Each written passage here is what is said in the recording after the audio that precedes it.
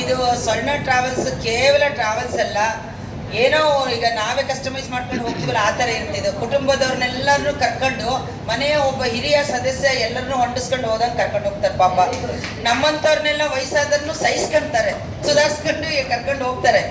ಅದೊಂದು ಖುಷಿ ಆಗುತ್ತೆ ನನಗೆ. ಎಲ್ಲ ಕಡೆಗೂ ವಿಚಾರಿಸ್ತಾರೆ, ಚೆನ್ನಾಗಿ ನೋಡ್ಕೊಂತಾರೆ. ಆದ್ರಿಂದನೇ ನಾನು ಈಗ 6ನೇ ಬಾರಿ ಇವ್ರದ್ದು ಸ್ವರ್ಣ ಟ್ರಾವೆಲ್ಸಲ್ಲಿ ಪ್ರವಾಸ ಮಾಡಿದ್ದೀನಿ. ಇನ್ನೂ ಇಚ್ಛೆ ಇದೆ, ನೋಡೋಣ. ಆರೋಗ್ಯ ಚೆನ್ನಾಗಿಟ್ಟು ದೇವರು ಎಲ್ಲ ಸಾಥ್ ಕೊಟ್ಟರೆ ಮತ್ತೆ ಇನ್ನೂ ಮುಂದಿನ ಪ್ರವಾಸಗಳು ಇವರದ್ರಲ್ಲೇ ಮಾಡೋಣ ಅಂತ ಇದ್ದೀನಿ. ಮತ್ತು ಶಾಲಿನಿ ಮೇಡಮ್ಗಂತೂ ಹ್ಯಾಟ್ಸ್ ಆಫ್.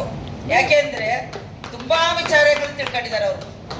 ಹೇಳ್ತಾ ಇದ್ರೆ ಡೀಟೇಲ್ ಆಗಿ ಒಬ್ಬ ರಾಜಂದಾಗಲಿ ಒಂದು ಇದ್ರದ್ದು ಹೆಸರುಗಳನ್ನೂ ಮರ್ತಿಲ್ಲ ಅವರು.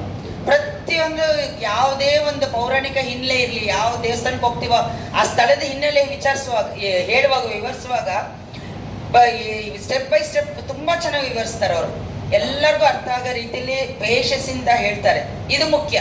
ಯಾಕೆಂದ್ರೆ ನಮ್ಗೆ ಏನೂ ಗೊತ್ತಿರಲ್ಲ, ಯಾವ ಜಾಗದ್ದು ಏನು ಹಿನ್ನೆಲೆ ಗೊತ್ತಿಲ್ಲ, ನಮಗೆ ಅಲ್ಲಿ ಗೈಡನ್ನು ತಗೊಳ್ಳಲ್ಲ ನಾವು. ಸೊ ಶಾಲಿನಿ ಹೇಳೋದ್ರಿಂದ ನಮಗೆಲ್ಲ ತುಂಬಾ ಅನುಕೂಲ ಆಗಿದೆ. ಅಲ್ಲಿ ಸ್ಥಳದ ಹೋಗಕ್ ಮುಂಚೆನೆ ಅವರೆಲ್ಲ ತಿಳಿಸ್ಬಿಡ್ತಾರಲ್ಲ, ಹಂಗಾಗಿ ಇದೆಲ್ಲ ಹಿಂಗಿದೆ ಅಂತ. ಸೊ ನಮಗೆ ಯಾರು ಗೈಡ್ ಬೇಕಾಗಿಲ್ಲ. ಕಿರಣ್ ಸರ್ ಎಲ್ಲೋದ್ರು ಶಾಲಿನಿ ಮೇಡಮ್ ಬಿಟ್ಟು ಬರಬೇಡಿ, ಜೊತೆ ಕರ್ಕೊಂಬನ್ನಿ, ಅವರೆಲ್ಲ ಚೆನ್ನಾಗಿ ನಮಗೆ ಇದು ಮಾಡ್ತಾರೆ, ಎಲ್ಲ ಹೇಳ್ತಿ ತೋರಿಸಿ ಎಲ್ಲ ಮಾಡ್ತಾರೆ. ಪಾಪ ತುಂಬಾ ಥ್ಯಾಂಕ್ಸ್ ರೀ. ಇದೊಂದು ಥ್ಯಾಂಕ್ಸ್ ಅನ್ನೋದೊಂದು ಸಣ್ಣ ಪದ.